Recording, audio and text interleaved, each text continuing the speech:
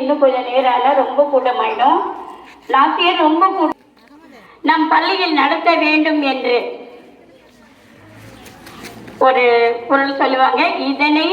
இதனால் இவன் முடிப்பான் என்றாய்ந்து அதனை அவன் கண் விழல்.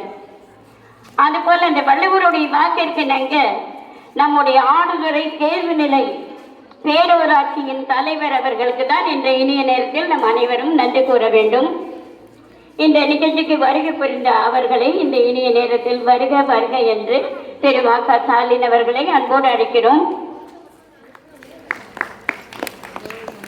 தலைமை தாங்க வந்திருக்கும் திருமதி கமலா சேகர் அவர்களை அன்போடு அழைக்கிறோம். வரவேற்புரை வழங்க வந்திருக்கும் சையத் அலி பாத்திமா அவர்களை அன்போடு அழைக்கிறோம்.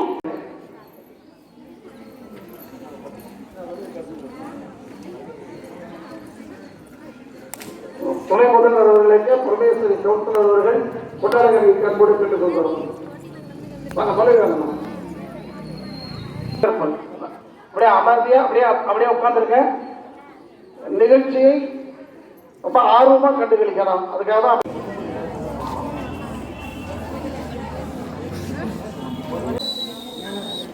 ஆடுதுறை தேர்வுநிலை பேரூராட்சி நடத்தும் பெண்களுக்கான சிறப்பு மகளிர் தின விழாவை காண வந்திருக்கும் அனைவருக்கும் என்னுடைய தாழ்வான வணக்கத்தை தெரிவித்துக் கொள்கிறேன். இங்கே தலைமை தாங்கி கொண்டிருக்கும் கமலசேகர் அவர்களையும் வரவுரை வழங்கிய சையத் அலி பாத்திமா அவர்களையும் முன்னிலை வகித்துள்ள அனைத்து உறுப்பினர்களையும் பெண்களுக்கு வேண்டும் என்று சொல்லியிருக்கிறார். அது எங்களுக்கு சொல்ல வேண்டிய செய்தி. இன்றைக்கு பெண்கள் மிக தைரியமாக இருக்கிறார்கள்.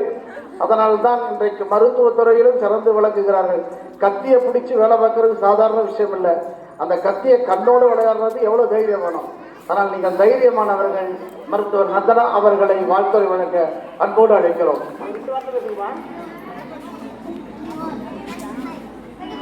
வாங்கம்மா வாங்கம்மா.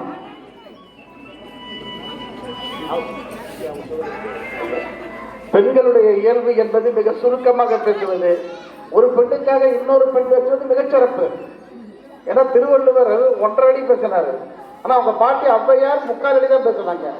ஆக மருத்துவத்துறை சார்பாக சுகந்தி முத்தையா அவர்கள் சுருக்கமாக இல்லை, விரிவாக பேச அன்போடு அழைக்கிறோம்.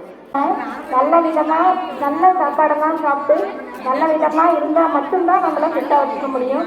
நிறைய குழந்தைங்க பேசிட்டு இருக்கீங்க, கவனிச்சிங்கன்னா நல்லா யூஸ்ஃபுல்லா இருக்கும்.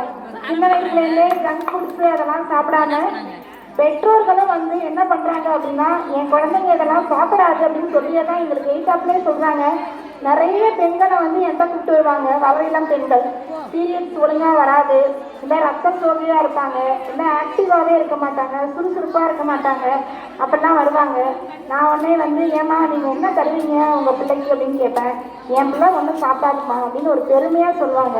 அந்த மாதிரிலாம் சொல்லாமல் என் பிள்ளை பாப்கார்ன் தான் சாப்பிடும், பரோட்டா தான் சாப்பிடும், பிராய்லர் கோழி தான் சாப்பிடும் அப்படின்னு சொல்லுவாங்க.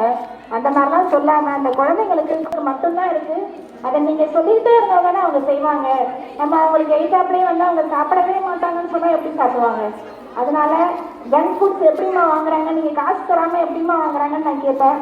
காசை என்கிட்ட கேட்குறாங்க, கேட்காம எடுத்துகிட்டு ஓடி போய் பக்கத்துல வாங்கி சாப்பிட்றாங்க அப்படிலாம் சொல்லுவாங்க. உங்களை மீறி ஒரு குழந்தை நடக்குது அப்படிங்கிறதே தப்பு தானே, சொன்னால் எங்கே கேட்குறாங்க அப்படிம்பாங்க. அதெல்லாம்